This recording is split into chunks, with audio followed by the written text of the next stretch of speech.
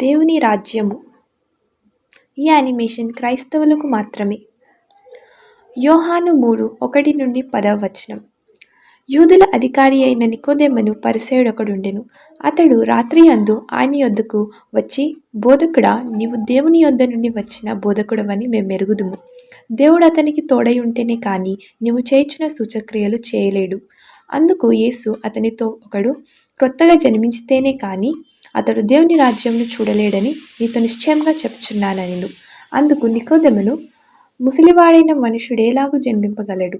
రెండవ మారు తల్లి గర్భమందు ప్రవేశించి జన్మింపగలడా అని ఆయనను అడగగా, యేసు ఇట్లనెను, ఒకడు నీటి మూలంగాను ఆత్మ మూలంగాను జన్మించితేనే కాని దేవుని రాజ్యంలో ప్రవేశింపలేడని నీతో నిశ్చయముగా చెప్పుచున్నాను. శరీరం మూలంగా జన్మించినది శరీరము, ఆత్మ మూలంగా జన్మించినది ఆత్మయు. మీరు క్రొత్తగా జన్మింపవలెనని నేను నీతో చెప్పినందుకు ఆశ్చర్యపడవద్దు. గాలి తనకిష్టమైన చోటను విసురును. నీవు దాని శబ్దము విందువే గాని ఎక్కడి నుండి వచ్చినో అది ఎక్కడికి పోవునో నీకు తెలియదు. ఆత్మ మూలంగా జన్మించిన ప్రతి వాడును అలాగుయున్నాడనెను. అందుకు నికోదెమును, ఈ సంగతులు ఎలాగు సాధ్యములని ఆయనను అడగగా, యేసు ఇట్లనెను, నీవు ఇశ్రాయేలుకు బోధకుడవై ఉండి వీటిని ఎరుగవా? మరియు మత్తయి సువార్త 3:1-2.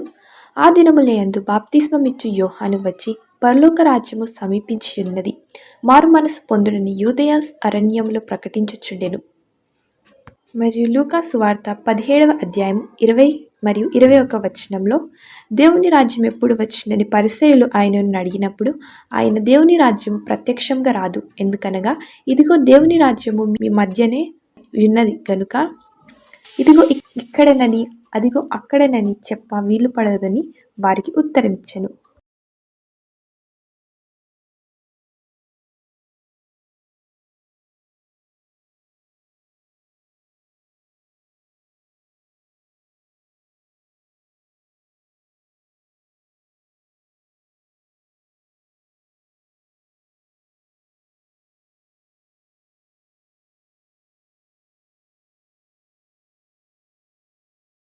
దేవుని రాజ్యం వచ్చిందని ఫారిసీయులకు తెలియదు.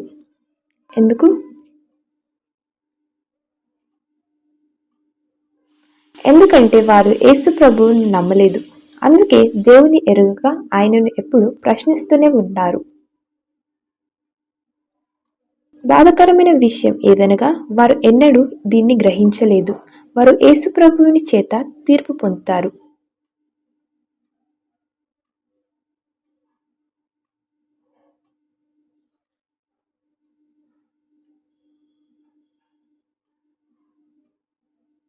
ఈ రోజుకి కూడా అనేక మంది క్రైస్తవులు ఎంతో సమయాన్ని అనంతమైన ప్రశ్నలతో శోధించుతున్నారు.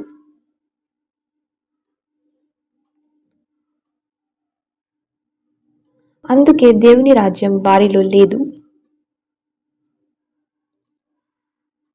పశ్చాత్తాపపడండి, దేవుని వాక్యం సమీపంగా ఉన్నదని యేసు ప్రభు కాని యోహాను కాని చాటారా? లేదుగా. దేవుని రాజ్యం సమీపంగా ఉన్నదని చెప్పారు. దేవుని రాజ్యం అనగానేమి? చాలా మంది మనము చనిపోయిన తర్వాత దేవుని రాజ్యంలోకి వెళ్తామని అనుకుంటారు. కొన్ని వచనాలు జాగ్రత్తగా చదవండి. మత్తయి సువార్త 19:14 మరియు యోహాను సువార్త 3:3 మరియు యోహాను సువార్త 3:5 మొదటి కొరింథీయులకు రాసిన పత్రిక 6:9 మరియు లూకా సువార్త 17:21. దేవుని రాజ్యం మానవ రాజ్యం లాగా భౌతిక సరిహద్దులు కలిగి ఉండదు.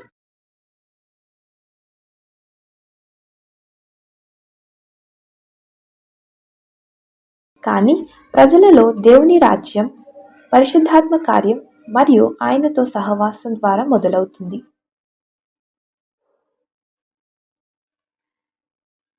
ఈ రోజుకి కూడా తిరిగి జన్మించిన క్రైస్తవులైన మనము దేవుని రాజ్యం సమీపించిందని చెప్పే సంఘటనలు, సంప్రదాయాలను వెదకవద్దు. వాటి బదులుగా దేవుడు ప్రజల హృదయాలలో ఏం చేస్తున్నాడో గమనించాలి. దేవుని రాజ్యం ఉంటే పరలోకం మరియు భూమిలోని సమస్త జ్ఞానం ఇష్టపూర్వకంగా దేవుని సహవాసంలోకి యేసు ప్రభువు ద్వారా వెళ్ళడమే.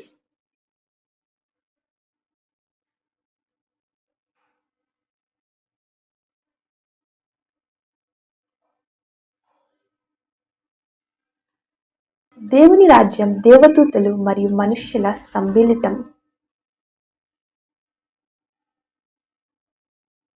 అది అనంతమైనది. దేవుడు నిత్యజీవుడు.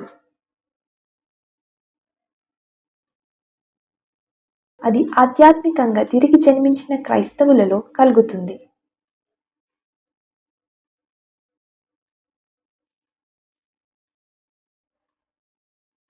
మనము తిరిగి జన్మించడం వలన దేవుని శాశ్వత రాజ్యంలో భాగమైపోతాము. యోహాను 3:5 ప్రకారం ఆత్మలో జన్మించుట మరియు రోమా 8:16లో ఆత్మ మనకు సాక్ష్యమిచ్చుచున్నాడు. పరిశుద్ధాత్మనే మనల్ని దేవుని రాజ్యంలోకి నడిపిస్తాడు.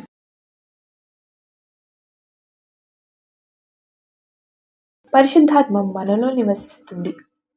పరిశుద్ధాత్మ దేవునితో నడవడంలో మనలను ఎదిగిస్తుంది మరియు ఆయన సహవాసంలో మనలను ఆయనకు దగ్గరగా తీసుకువెళ్తుంది.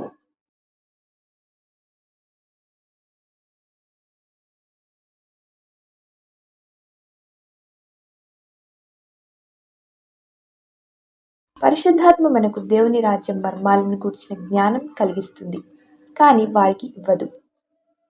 వారెవరు? తిరిగి జన్మించని క్రైస్తవులు కేవలం మతపరమైన వ్యక్తులు. అందుకే చాలామంది క్రైస్తవులు అదే పనిగా దేవుని గురించి, బైబిల్ పుస్తకాలు, వస్తువుల గురించి వివిధ ప్రశ్నలు వేస్తూ ఉంటారు.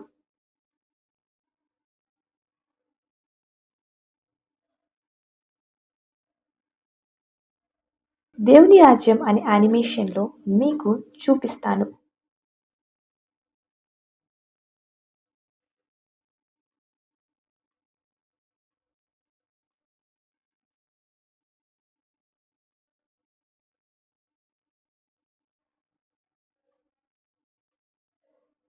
దేవుడు, కుమారుడు, తండ్రి అయిన దేవుడు, పరిశుద్ధాత్ముడు. దేవుని రాజ్యం అంటే దేవుని పరిపాలన.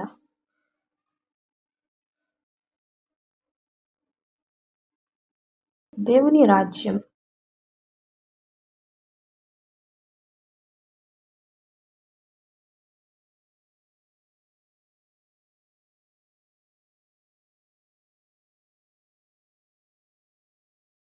పరిశుద్ధాత్మనే దేవుని రాజ్యాన్ని మన కొరకు తీసుకువస్తాడు.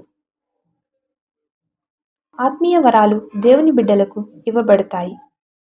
దేవుని పనిని జరిగించడానికి, ఆయన సంఘం కట్టడానికి మరియు ఆయన రాజ్యాన్ని లోకంలో విస్తరించడానికి. ఇప్పటి కాలానికి సంబంధించిన బైబిల్ జ్ఞానులు, బోధకులు అప్పటి యూదా మత ప్రచారుల వలనే ఉన్నారు. వీరు మతపరమైన వ్యక్తులు. వీరు ఎన్నడూ దేవుని రాజ్యంలోకి ప్రవేశించలేరు. వీరికి బైబిల్ పుస్తకాల గురించి, బైబిల్ గ్రంథం గురించి ఎంతో జ్ఞానం కలదు. వీరు మనుష్యుల చేత ఎంతో గౌరవ మర్యాదలు పొందుకుంటారు, కానీ దేవుని సహవాసంలోకి రాలేరు. వీరు దేవుని రాజ్యాన్ని చూడలేకపోతున్నారు. దేవుని స్వీకరించిన ప్రతి దానిలో దేవుని రాజ్యం ఉన్నది. ప్రకృతి మరియు దేవుని చేత నడిపింపబడే ప్రతి దానిలో దేవుని రాజ్యం ఉంది. బైబిల్ చదివే ముందు మనం ఆత్మకు మరియు ఆత్మ కొరకు ప్రార్థించినాకనే బైబిల్ చదువుతాము. బైబిల్ చదువుతూ ఆత్మలో ప్రార్థిస్తాము. పరిశుద్ధాత్ముడు మన బలహీనతలో మనకు సహాయం చేస్తాడు, ఎందుకంటే ఎలా ప్రార్థించాలో మనకు తెలియదు. ఈ యవనస్తుడు తిరిగి జన్మించిన క్రైస్తవుడు కాబట్టి దేవుని రాజ్యం త్వరగా ఇతని దగ్గరకు వస్తుంది. పరిశుద్ధాత్మ అగ్ని మనలో రగలాలని యేసు ప్రభువుని వేడాలి. బైబిల్ దేవుని లోతులను చూపిస్తుంది మరియు దేవుని పరిశుద్ధాత్మ వాటిని గ్రహించినట్లు చేస్తాడు. దేవుని రాజ్యానికి చెందిన మర్మాలు మనకు ఇవ్వబడతాయి. ప్రతి క్రైస్తవుడు దేవుని పరిశుద్ధాత్మలో బాప్తిస్మం పొందాలనేది దేవుని చిత్తం. అప్పుడు దేవునితో సహవాసం కలిగి ఆయన స్వరూపంలో మార్చబడతాము. దేవుని రాజ్యం ఇప్పుడే వచ్చి ఉన్నది. అందులో దేవుని శక్తి యేసులో నిక్షిప్తమై ఉన్నది. దేవుని మరణం ద్వారా, ఆయన పునరుత్థానం ద్వారా, ఆయన పరిశుద్ధాత్మ బహుమానం మనం పొందుకున్నాము. దేవుని రాజ్యం మిమ్మును సమస్తమైన శాంతి, సమాధానం, విశ్వాసంలో నింపునుగాక. రోమా 14:17 దేవుని రాజ్యము భోజనమును పానమును కాదు, కానీ నీతియును సమాధానమును పరిశుద్ధాత్మ యందలి ఆనందమునై ఉన్నది.